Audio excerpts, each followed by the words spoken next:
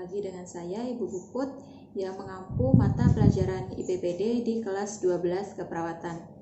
Hari ini kita akan belajar mengenai gangguan imunitas, baik itu mulai dari pengertian sistem imun dan juga penyakit-penyakit yang berhubungan dengan sistem imun atau imunitas tubuh. Langsung saja kita mulai yang pertama, yaitu sistem imunitas. Sistem imun atau sistem kekebalan tubuh adalah suatu sistem dalam tubuh yang terdiri dari sel-sel serta produk zat-zat yang dihasilkan yang bekerja sama secara kolektif dan terkoordinir untuk melawan benda asing seperti kuman, kemudian racun yang masuk ke dalam tubuh. Nah, tidak hanya kuman dan juga racun, itu termasuk juga misal virus, kemudian bakteri. Nah, itu bagaimana sistem imun dalam tubuh kita menanggapi benda-benda asing seperti tadi virus, bakteri, kuman dan lain tadi masuk ke dalam tubuh kita, dan bagaimana tubuh kita itu menangkal benda asing tersebut agar tidak mengganggu imunitas dalam tubuh kita. Berikutnya yaitu mekanisme pertahanan tubuh. Untuk mekanisme pertahanan tubuh itu ada tiga pertahanan. Yang pertama ada pertahanan tubuh non spesifik, itu ada pertahanan pertama dan kedua. Kemudian pertahanan tubuh spesifik itu ada di pertahanan ketiga.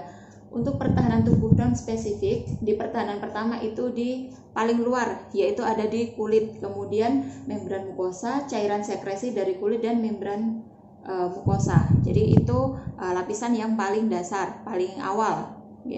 Kemudian pertahanan kedua kita masuk di bagian inflamasi, kemudian sel-sel fagosit, protein, antimikrobia.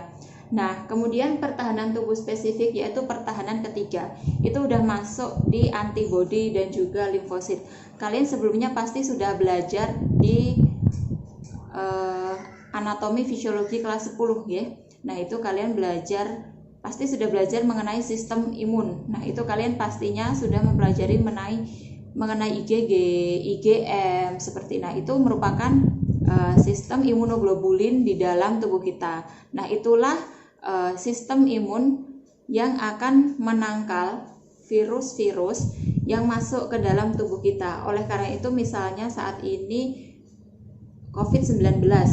Nah, dulu COVID-19 di awal-awal dilakukannya tes pemeriksaan apakah seseorang terpapar COVID-19 maupun tidak, itu dilakukan tes antibodi. Namun sekarang tes antibodi itu tidak akurat untuk mendeteksi COVID-19 dikarenakan kurang spesifik untuk menentukan apakah seseorang terpapar maupun tidak. Kenapa tes antibodi kurang akurat untuk menentukan seseorang terpapar virus corona ataupun tidak? Karena tes antibodi itu untuk mengetahui apakah IgM, IgG itu bereaksi ketika ada virus yang masuk. Nah, IgM, IgG itu terdeteksi aktif apabila ada virus masuk, itu tidak hanya corona. Jadi misal kalau kalian flu, batuk, pilek, otomatis kalau kalian tes antibodi pasti hasilnya positif. Karena tes antibodi itu hanya memeriksa apakah sistem imun di dalam tubuh kalian bereaksi atau tidak terhadap virus yang masuk ke dalam tubuh, tidak hanya corona. Oleh karena itu kurang spesifik atau kurang akurat untuk tes antibodi itu mendeteksi adanya COVID-19 ataupun tidak. Berikutnya yaitu video. Nah, di video ini nanti kalian akan melihat gambaran mengenai sistem imun dalam bentuk animasi. Jadi kalian mudah memahaminya. Silakan kalian tonton dan kemudian nanti dapat kalian simpulkan di buku catatan kalian. Kita semua memiliki potongan kertas di tempat kerja atau bekas gigitan nyamuk yang mengganggu saat kita berada di rumah. Tetapi kita mengabaikannya dan melanjutkan hidup kita. Bagaimana mungkin bakteri berbahaya tidak menyerang kita melalui lubang di kulit kita? Tentu saja jawabannya karena kita memiliki sistem kekebalan tubuh, dan untuk itu kita harus berterima kasih. Jadi, apa sebenarnya sistem kekebalan? Sistem kekebalan adalah pasukan yang tangguh yang terdiri dari sel, jaringan, dan organ yang bekerja sama untuk melindungi tubuh. Yang pertama, sel darah putih, leukosit. Leukosit beredar melalui tubuh melalui berbagai pembuluh darah kita, memastikan bahwa tidak ada pengunjung yang tidak diinginkan yang dapat mempengaruhi tubuh kita. Ada dua jenis sel yang membentuk divisi leukosit, fagosit dan limfosit. Fagosit adalah sel pertama yang merespon keadaan darurat. Pernahkah kamu memotong sendiri di dapur saat memasak? Celah di kulit ini merupakan pintu gerbang yang sempurna bagi kuman dan bakteri berbahaya untuk memasuki tubuhmu. Tetapi yakinlah, karena ada fagosit, Anda sudah dijaga. Jika fagosit merupakan kekuatan sistem kekebalan, limfosit adalah otak di belakangnya. Limfosit adalah sel yang memungkinkan tubuh untuk mengingat dan mengenali penyusup sebelumnya dan membantu tubuh menghancurkan mereka. Tentara sistem kekebalan unit limfosit terbuat dari dua jenis tentara, limfosit B dan limfosit T. Limfosit B dan limfosit T, sederhananya limfosit B adalah sistem intelijen tubuh yang mencari penyerang dan mengunci mereka, sementara membiarkan limfosit T tahu bahwa mereka ada di urutan selanjutnya. Limfosit T berperang melawan sasaran penjajah. Jadi, jangan khawatir tentang bakteri atau kotoran, karena sistem kekebalanmu sudah ada di dalam tubuhmu. Oke, setelah kalian menonton video tadi, harusnya kalian sudah paham mengenai apa itu sistem imun di dalam tubuh. Selanjutnya kita akan masuk di gangguan-gangguan dalam sistem imunitas. Nah, di buku kalian sebenarnya sudah ada, kalian bisa membacanya dan Ibu hanya sedikit mereview dari buku IPPD kalian. Macam-macam gangguan imunitas. Yang pertama itu ada hepatitis. Nah, apa sih itu hepatitis? Hepatitis itu adalah penyakit yang menyerang organ hati manusia. Padahal hati atau liver itu kan sebagai tempat penyaring racun-racun di dalam darah. Nah, kalau mengalami peradangan, jadinya fungsi hati itu akan terganggu. Untuk hepatitis sendiri itu ada berbagai macam. Ada hepatitis A, kemudian ada hepatitis B, hepatitis C, hepatitis D, dan hepatitis E. Nah, untuk penyebab hepatitis itu apa sih? Jadi hepatitis itu biasanya terjadi karena virus. Salah satu dari kelima virus hepatitis yaitu A, B, C, D, dan E. Untuk penyebab hepatitis non-virus yang utama yaitu alkohol dan obat-obatan. Jadi kalian pasti sering dengar orang-orang yang sering mengkonsumsi terlalu banyak obat-obatan yang kurang dibutuhkan di dalam tubuh itu akan mengganggu kerja hati. Misal, kalian mengkonsumsi obat diet secara terus-menerus. Misal selama 3 bulan berturut-turut setiap hari kalian mengkonsumsi obat itu, di mana obat itu otomatis akan tertimbun di dalam tubuh kalian dan kerja hati jadi terhambat seperti itu. Oke, kemudian gejalanya apa saja? Jadi gejala dari hepatitis itu, baik itu hepatitis A sampai E, itu gejalanya yaitu demam ringan, kemudian badan lemah dan lesu, nyeri pada otot, tidak nafsu makan atau nafsu makannya turun drastis, otomatis nanti berat badannya juga turun. Kemudian air seni berwarna gelap dan tinja berwarna pucat. Kemudian kulit badan dan bola mata terlihat kekuning-kuningan. Itu yang sangat spesifik terlihat pada orang yang menderita penyakit hepatitis atau penyakit liver, yaitu warna pada bola mata terlihat kekuning-kuningan, termasuk juga pada kuku ya, pada kuku seseorang itu apabila sudah mengalami penyakit hepatitis yang parah itu akan terlihat sangat kuning. Oke, yang berikutnya yaitu apa sih perbedaan dari hepatitis A, hepatitis B, C, D, dan E? Hepatitis ini dibedakan berdasarkan media penularannya. Misalnya, kalian bisa lihat slide di samping. Hepatitis B misalnya itu menular melalui darah. Kemudian cairan tubuh seperti air liur, cairan vagina, atau air mani yang masuk ke dalam aliran darah orang yang sehat. Itu media penularan pada hepatitis B. Kemudian pada hepatitis C. Nah, untuk penularan virus hepatitis C itu paling sering melalui jarum suntik. Jadi tanda gejalanya antara lain masih ada masuk di fase inkubasi, fase prodromal, fase ikterus, dan juga fase konvalesen. Jadi ketika virus itu masuk ke dalam tubuh akan melewati beberapa fase yang akhirnya akan menjadi penyakit hepatitis dalam tubuh kita. Nah, berikutnya ini ada hepatitis D dan juga hepatitis E. Untuk hepatitis D itu hanya bisa terjadi jika seseorang tersebut sudah terinfeksi hepatitis B sebelumnya.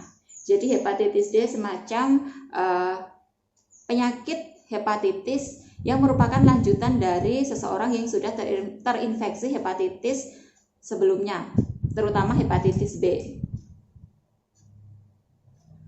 Nah, untuk hepatitis E itu mirip dengan hepatitis A yang ditularkan melalui kotoran manusia ke dalam mulut dan menyebar melalui makanan atau minuman yang terkontaminasi.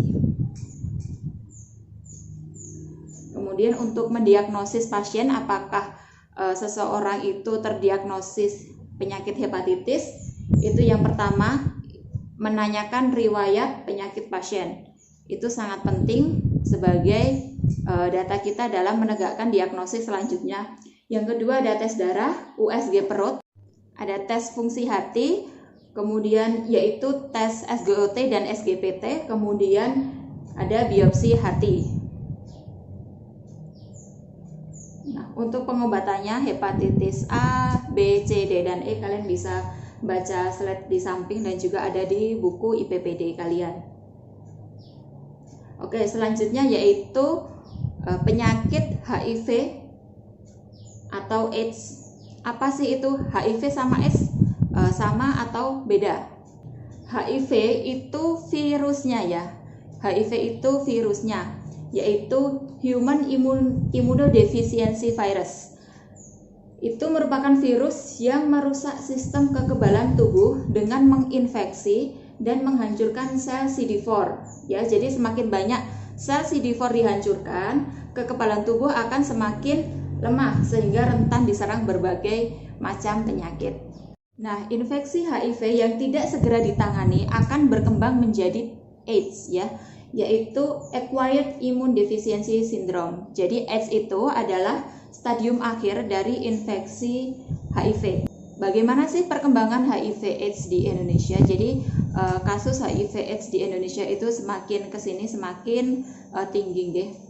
Jadi berdasarkan data Kemenkes RI selama tahun 2016 terdapat lebih dari 40.000 kasus infeksi HIV di Indonesia tersebut. Jumlah tersebut paling sering terjadi pada pria dan wanita, diikuti oleh lelaki seks lelaki atau homoseksual, kemudian dan juga pengguna nafsa suntik ya. Nah, di tahun yang sama lebih dari 7.000 orang menderita AIDS dengan jumlah kematian lebih dari 800 orang. Jadi apabila seseorang tersebut sudah memiliki riwayat penyakit HIV AIDS di mana imunnya sudah sangat rendah, otomatis apabila orang tersebut mengalami penyakit lain yang masuk ke dalam tubuh, misal yang paling simpel adalah flu, virus influenza.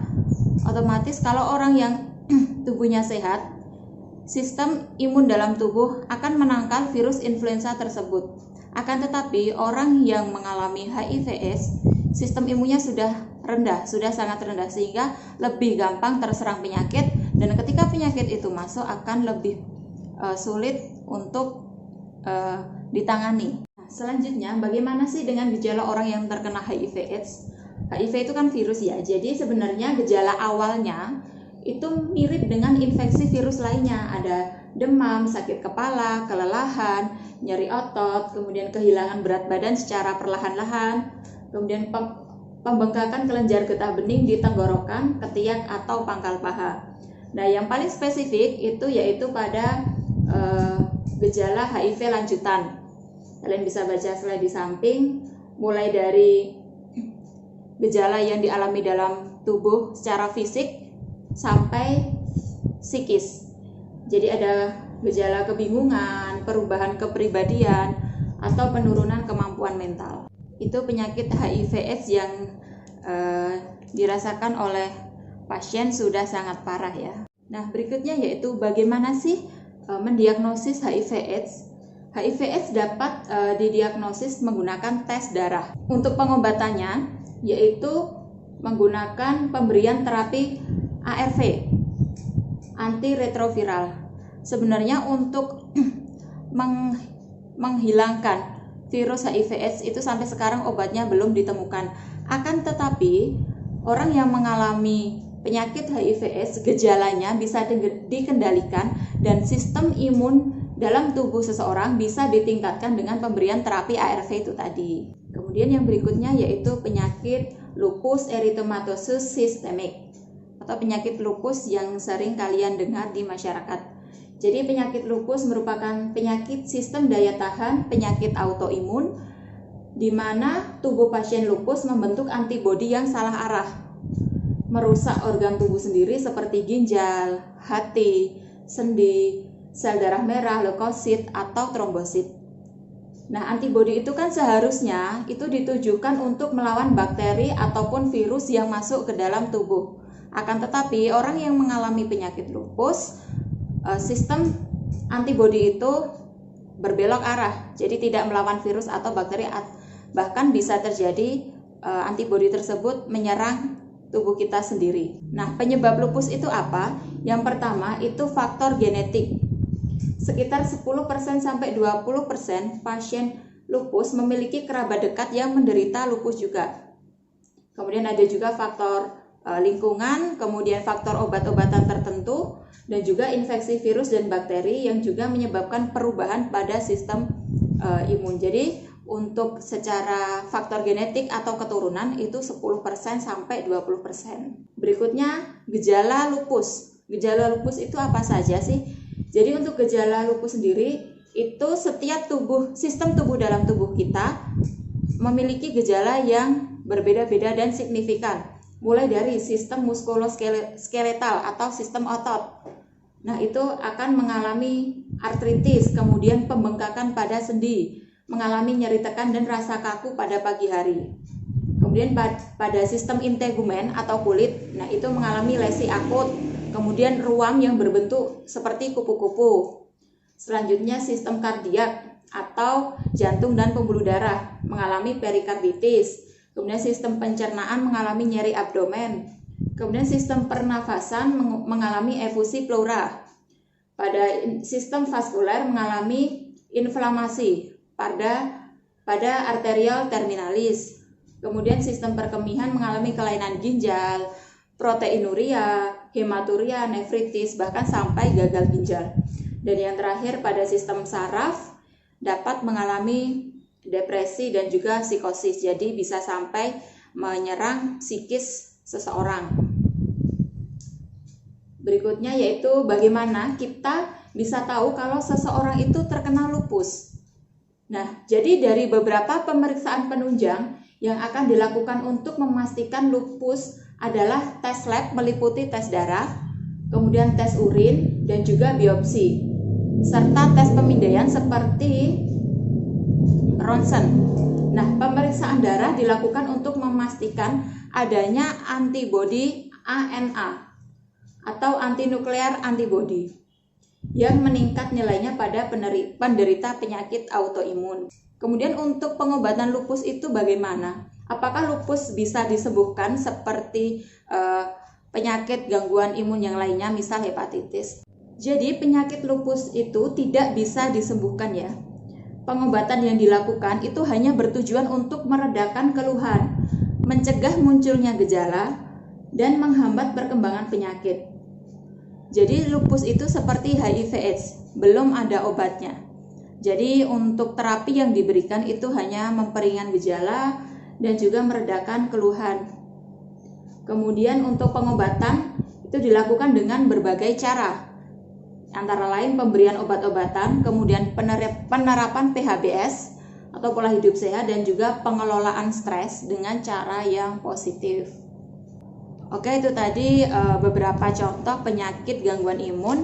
Yang pertama tadi ada hepatitis yang dibagi menjadi hepatitis A, B, C, D, dan E. Kemudian ada penyakit HIV/AIDS dan juga penyakit lupus. Sebenarnya untuk penyakit gangguan imunitas itu ada beberapa lagi, ada banyak. Tapi yang sering kita jumpai di masyarakat dan kasusnya cukup tinggi yaitu ketiga penyakit tersebut. Sekian materi IPPD mengenai gangguan imunitas. Untuk selanjutnya yaitu kalian saya minta untuk merangkum dari video tadi. Silakan kalian tulis di buku catatan mengenai video sistem imunitas. Kemudian kalian buat peta konsep mengenai penyakit hepatitis, HIV/AIDS, dan juga penyakit lupus. Kemudian tugasnya kalian kumpulkan ketika kita tatap muka di sekolah. Sekian materi dari Ibu. Terima kasih. Wassalamualaikum warahmatullahi wabarakatuh.